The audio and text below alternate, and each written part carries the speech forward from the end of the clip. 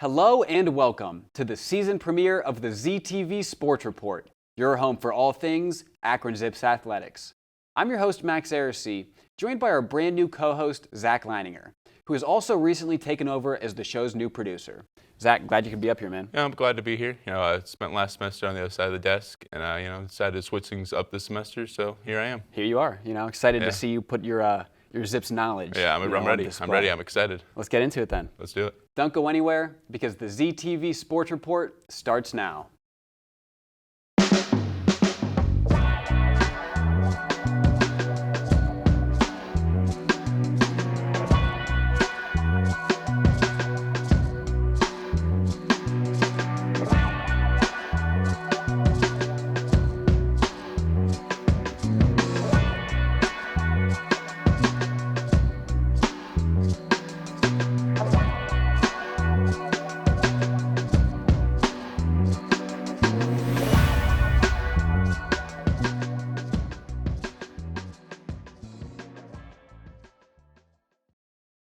We're going to start our coverage this season with the women's basketball team and take it over to Megan, who looked at their recent games against Ball State and Buffalo.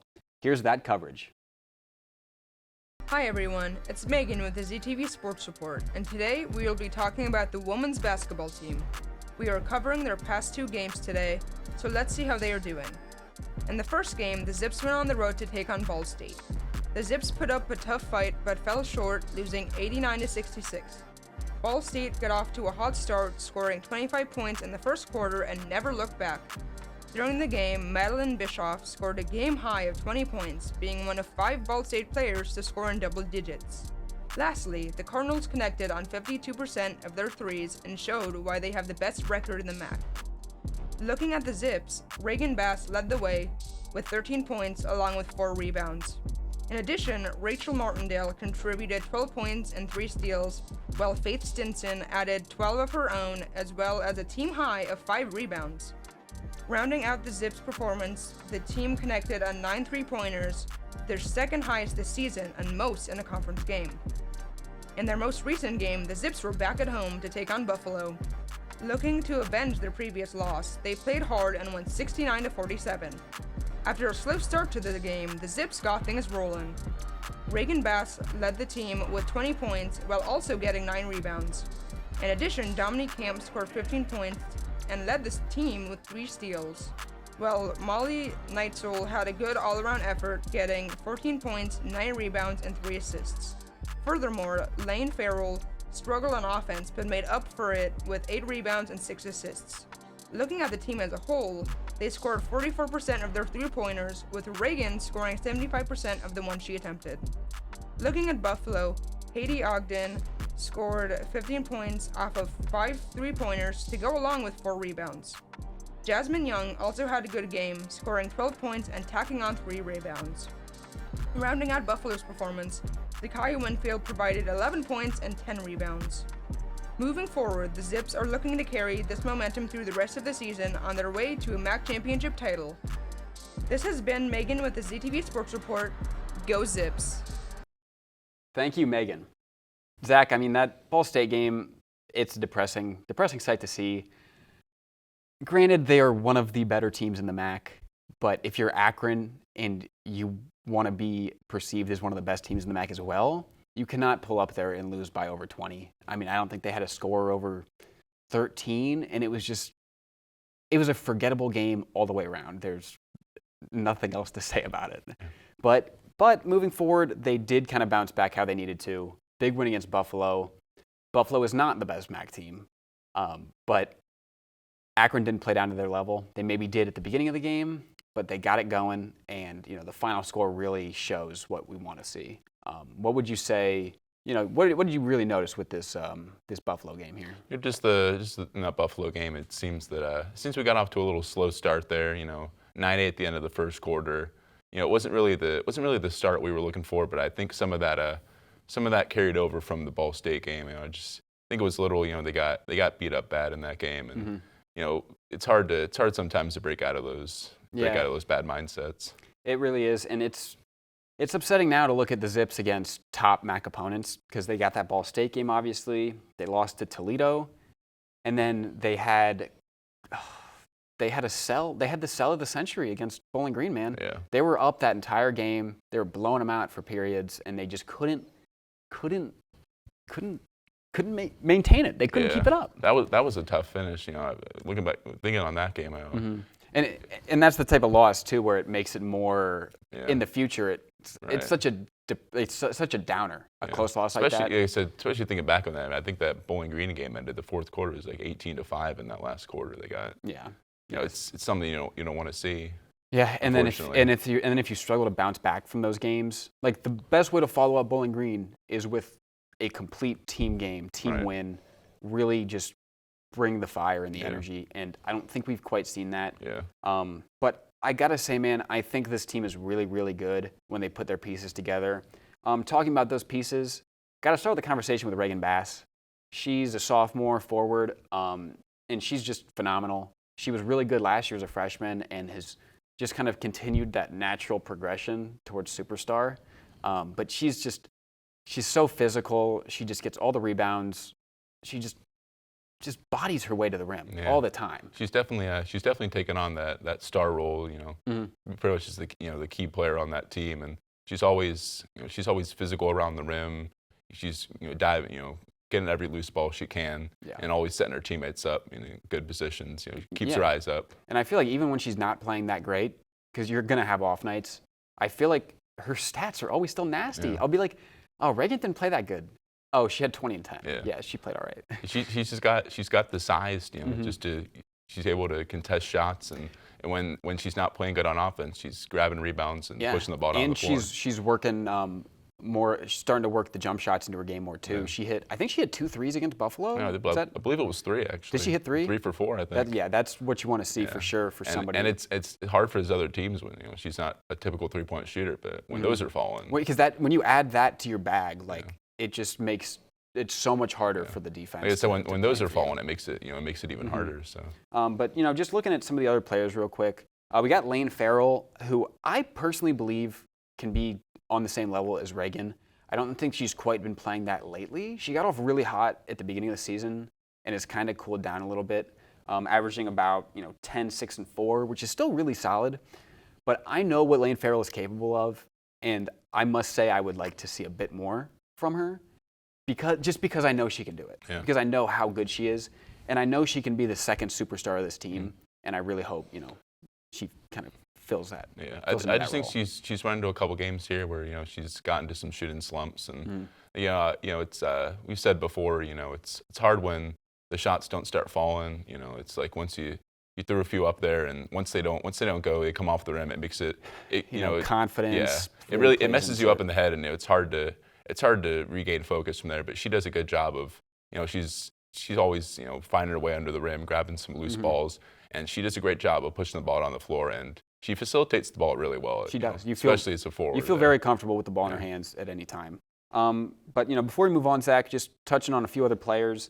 Molly Neitzel, I think she's almost like a blend of Reagan Bass's physicality and Lane Farrell's shooting and perimeter play. And I think Molly has the potential to be a superstar. Game in, game out, quality production. And then Dominique Camp, transfer from Buffalo, who has kind of replaced Jordan Dawson, who graduated last year, the MAC Player of the Year, graduated from Akron last year, and those are big shoes to fill. And Dominique has done just that, facilitating, really making sure the team works as a unit. Very solid player, and very solid squad on the whole. Great coach, Melissa Jackson knows what she's doing, and I don't want to make any predictions. I think this team has the capability to go to the MAC championship. Yeah. Whether that will happen or not remains to be seen. But if they play like they're capable of playing, they will make it all the way. Yeah, we need our shooters to step up, get them in, get some good shots falling, keep the ball moving, and once everyone gets on the same same flow there, they always seem to they become a really once they get into the same groove, they get in the same exactly get in the same groove. Yeah. The flow of it. Yeah, it takes time, work as a team. And that's when they become really scary. Yeah, and let's see how they do the rest of the season. Yeah. I'm excited. I think they can make it special. They can definitely make a long run at it. So we're going to take it to our first commercial break now, but when we come back, we will be jumping into the men's basketball side of things. Stay tuned.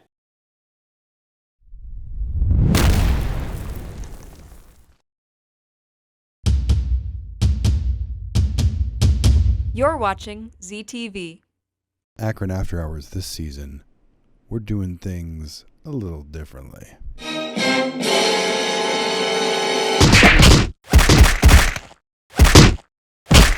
Some water. Where'd he go? Oh, whoa! How are you? I'm good. You heard anything? You're gonna cut me off, at least use your turn signal.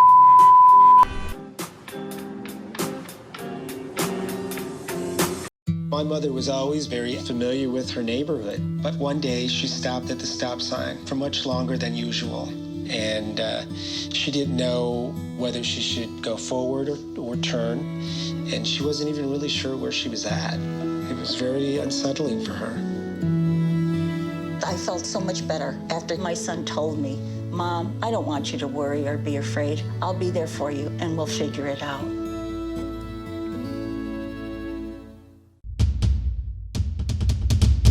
You're watching ZTV.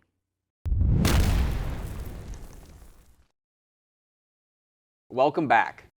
We're going to jump into the men's team now, and we're going to take a look at their recent games against Miami and Ohio. Here's Katie with that. What's up, everyone? It's Katie Bomber here, and today we're going to dive into Zips men's basketball and see how they did in their recent games. Let's get into it. In their first game, Miami took an early lead with some quick points in the paint, but the game was then quickly tied up by Xavier Castaneda making a 4-point play. The Zips took their biggest deficit of the game after Billy Smith dropped 2 in the paint, but freshman Tavari Johnson quickly answered that by hitting a 3 to cut Miami's lead down to 4. Following that, Kobe Mitchell then hit a crucial 3, allowing the Zips to take their first lead of the game. Throughout the game, there was a tough battle between powerhouse forwards Anderson Marambo and two-time MAC Player of the Week Enrique Freeman. To wrap up the first, Castaneda hit 2 back-to-back threes to cap off his 19-point half. Starting off the second half, Miami dominated the paint, totaling 36 of their 68 points from inside. This allowed the Zips to control the outside game, especially Castaneda, who totaled almost half of the points for the Zips. The lead continued to shift during the game, with Makai Larry racking up 14 points for Miami, along with Safford adding 13. To clinch the win for Akron, Sammy Hunter and Enrique Freeman slammed it down in the paint. In the next game, Akron welcomes another MAC rival to the jar, hosting the Ohio Bobcats. The Akron Zips continue their winning streak by downing the Ohio Bobcats 93-77, behind a career performance from Enrique Freeman. Freeman recorded his 10th double-double of the season with a career-high 32 points and 15 rebounds, and had much support from Xavier Castaneda and Trendon Hankerson, who both had double digits, along with Sammy Hunter, who had 9. It was the Freeman show throughout the half, as he totaled 16 points and 8 rebounds, allowing the Zips to take a 47-30 halftime lead. The Zips shot 56% from the outside, making this Akron's top shooting percentage for the season. Castaneda helped lead the 3-point game, including a key triple with 8:30 left in the game. As a team, Akron shot 7 of 11 from 3-point range and had a 16-9 rebounding edge. Junior guard Jalen Hunter led Ohio with 16 points, and freshman guard A.J. Brown also had 15 for the visitors. This is Katie with the ZTV Sports Report. Go Zips. Thank you, Katie. I mean, Zach, they got the win in both of these games, which at the end of the day is the most important thing. But granted, neither of these teams are that good. Miami or Ohio are both towards the bottom of the MAC. So you would have liked the Zips to maybe come out guns blazing a little bit more and really lay it into them. But wins are wins. So, we take what we can get. What'd you see with those two games? Yeah, I just know. I know in that Miami game, Miami had that big guy in the middle, Rambo, from what I remember. He made it a little hard for Enrique. He was like 6'8", 305. Made it a big mismatch for Enrique at times. But they were able to stay in that game, and they came out really strong. And then going into the Ohio game, I felt that. I thought that game would be a little closer. Because the Miami game, it became really tight there at the end. And looking at record-wise, Ohio had a few more wins than Miami, so I expected it to be a closer game. And then I think they just had some confidence in that game, and they wrote it off to a big win. Yeah, And I think you look at the numbers from these two games, and one thing that jumps out at you is the star power on this Zips team. Against Miami, Castaneda had 32. Right after that against Ohio, Freeman had 32. So, I mean, it's just because the college basketball 30 bomb is not the most common thing in the world. Like, if they're averaging 20 plus, that's insane. And I mean, Castaneda is insane. Yeah. Is insane. I'm going to throw a bit of an obscure reference out there for any Zips fans of old that know the team throughout the 21st century. This man, Castaneda, he's got the three-point shooting of my boy Reggie McAdams, and he's got the ball handling and the playmaking of my boy Noah Robotham. And if you know those two names, you know that is high praise. And Castaneda is one of the best Zips players I have ever seen in my life. And this season is just, I mean, he's always been phenomenal. Yeah. But this season is otherworldly. It's genuinely otherworldly. You know, just his ability to create shots off the dribble and, you know, come off screens. And, you know, his three-point scoring is through the roof. He can do it all. Yeah. He can do it all. And, I mean, Enrique can kind of do it all, too. Yeah. He's just the double-double machine. And he's so dominant. Yeah. Just like Castaneda. They're so dominant. Yeah. But I will say, and I mentioned this at the end of last season, I do think that is the weakest part of this team because they have that star power. But I do feel like they can be a little top-heavy. Because if either one of them, if either Enrique or Castaneda has an off night, you need the other one to have a career night to feel confident to win. Yeah. And they've got, I mean, granted, they've got nice role players. Hankerson, Tavari Johnson, Sammy Hunter, like the Tribble, of course. The players are there, but I just don't feel like we just need a little more depth. Yeah. I just don't feel quite confident enough yet. I feel good about the team. It's, you know, it's just those games where, you know, Enrique, you know, the smart teams, in my opinion, you know, the smart teams, once Enrique gets the ball down low, they'll bring a double on him. So a lot of time that closes off a lot of opportunities for him. And then Castaneda, they're always, you know, it always seems that, you know, double teams seem to come both of their ways because they're afraid of what they can do. And it's at those points where you need people like Hankerson.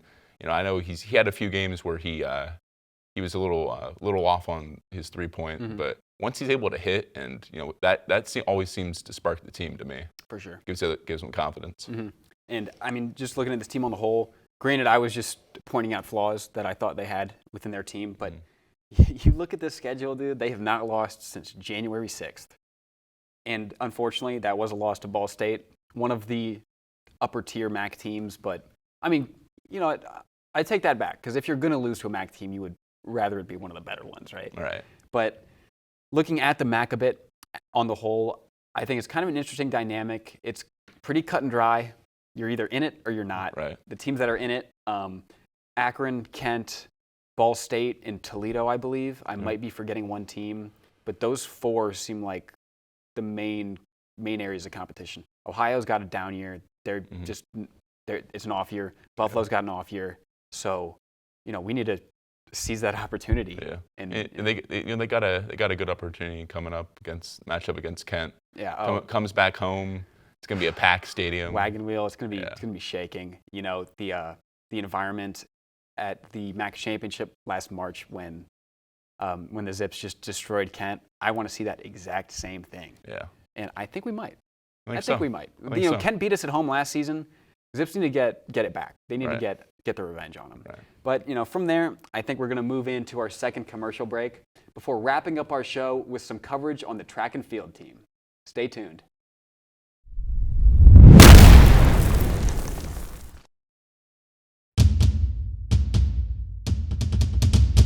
You're watching ZTV. I hate this history textbook. Class is so boring. You think your class is boring? My science lab is 5 hours long. I can barely remember anything. If only there was a fun way to learn this stuff. Hey, check this out! History and science don't have to be boring. 5-minute flashback and 300 seconds of science cover tons of cool topics. You can learn about subjects such as the science behind bilingualism, all the way to the history of Godzilla. Become the teacher and educate others about your passions. Check us out on 45-1 at these times. Have fun learning! When I was in foster care, I never knew when I would have to move. so I always had my suitcase ready to go. Then one day, I was adopted. My new parents opened their hearts and home to me. My parents cook my favorite breakfast for me every morning. My parents take me on trips I never thought I would go on. They gave me a home and an even better reason to use that suitcase. My parents aren't perfect, but they're perfect for me. You're watching ZTV.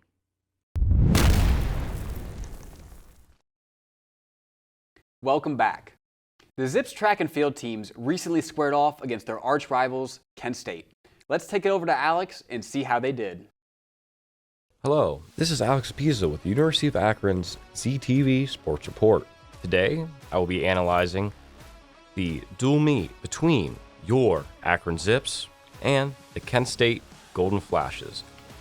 Overall, during the day, they lost 76-73 in the men's, and they lost 93-56 in the women's. Even though they both lost, there was some highlights. These highlights include freshman Brian Masai recording third fastest time in indoor program history with a career best time of 8 minutes and 10 seconds. Also that day, senior Amia Clark dominated the sprints. In the women's 60-meter sprint, she recorded a time of 7 seconds. After that, she won the women's 200-meter race with a time of 24.59 seconds. Redshirt sophomore Jimmy Harkleroad from Huron, Ohio, also captured the men's 400-meter race with a time of 47.64 seconds. And quite possibly the most exciting part of the day was Jimmy's last leg effort to close the gap against Kent State in the 4x4. He only lost by 1/10 of a second. That was close. Freshman Vanessa Horn from Germany won the women's 400-meter race in a career best time of 55.51 seconds. Redshirt junior Blake Lucas from Crestline, Ohio, bested the field in the men's 800-meter, crossing the line in 1 minute and 51 seconds. Senior Nu Andu from Qatar triumphed in the men's high jump with a 2.07 meter jump. Hunter Garrettson claimed the title in the men's pole vault with a vault of 5.35 meters. Redshirt junior Jabari Neal Jackson from Cincinnati, Ohio, triumphed in the men's weight throw with a career best mark of 19.24 meters. Now, both teams didn't win the meet, but they both triumphed in events throughout the day. Overall, the Zips had 9 victories and 33 top 3 performances. Thank you. This was Alex Pisa with your University of Akron's ZTV Sports Report. Thank you, Alex. I mean, it's a shame they didn't come away with either of the wins between the men's and the women's side of things. Men were so close too. Like that's just one of those you don't even know what to do because you're so close and you have it within your grasp, but you just can't quite get there. And the women's team was unfortunately the exact opposite story. Yeah. Wasn't even really close there at all. Zach, take me through what you saw. Yeah, just being there, it was, there were a lot of good performances on that day. My, Jimmy Harkleroad, I was thinking of. Dude ran at like 47, I believe, in the 400. Absolutely, blazing speed there. It set him up nicely. Got him some key points there. Mm-hmm. They, their field events were, there seems to be a good balance there between all the field events. The jumpers, throwers, everything seems to come together there. And it was tough coming down to it because entering that 4x4 at the end there, it was a 1 point Kent lead there, and Akron needed to win that dual meet, and thinking back on that fourth leg, Jimmy got the stick there, and I didn't think he was going to be able to close the gap, but he closed the gap, and that last like 60 meters was neck and neck, and just lost it right at the line, and. Tense finish. Yeah, on the women's side, it wasn't as close, but it's a little tougher because it seems like from my observation that they only had one high jumper. I don't remember any long jumpers from there, and their throwers. It just seems like they have less numbers on that side, and the more numbers you have, there's strength in numbers there. And oh, for sure. yeah. Especially in a sport like track and field. Granted, I know next to nothing about track and field, but you think the broad range of events and like different groups and categories, you need depth. You need somebody quality in every category of it. Because if you could have the best player in the MAC at 2 or 3 events, but if that's all you have, then it's not gonna matter in the end. So I feel like that's honestly a team sport almost above all other team sports. Just it's hard, you just relying on everybody to do their part, and you got to come together as a team. So. Yeah, but any final takeaways from this? What do you think? You think these teams got some good shots at I always know Akron Akron's a big running community around here, and they always seem to bring in some good talent, and can't always give some trouble, and I always feel like that makes them better, and I think this was a good start to what hopefully becomes a great season. Yeah, and even when you lose like that, there's going to be things that you can take away from it every single time, things that you can learn from, and things that you can use to improve your game. So that about does it for this episode of the ZTV Sports Report. Be sure to check out our social media as always on at ZTV Sports on Instagram and Twitter, and at ZTV Sports Report on YouTube. I'm your host, Max Aracey. I'm Zach Leininger. Thank you for watching, and go Zips.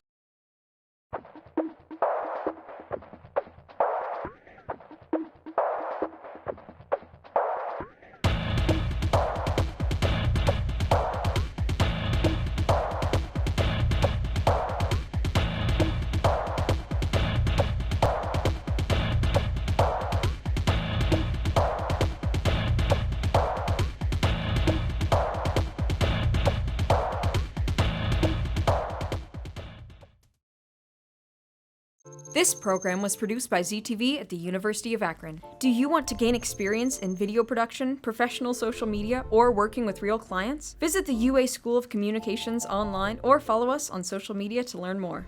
ZTV, make media, make a difference.